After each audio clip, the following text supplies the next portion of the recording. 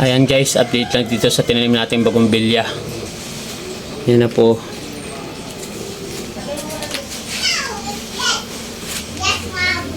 Yan, medyo nalanta lang ang mga sanga nitong dalawa na to. Hindi yan dyan nakalagay. Doon yan nakalagay sa ilalim ng mga bonsai ko doon. Kaya lang sobrang init kahapon. Kaya lang nalanta siya. Buti nga naka-recover na itong mga sanga na to. Yan. Kaya lang yung iba halos natuyo. Ito naman yung dalawa nandito sa ito sa lilom.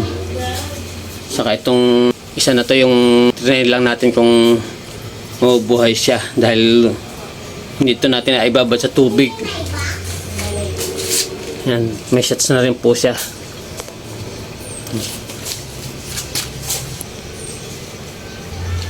Sana mabuhay lahat.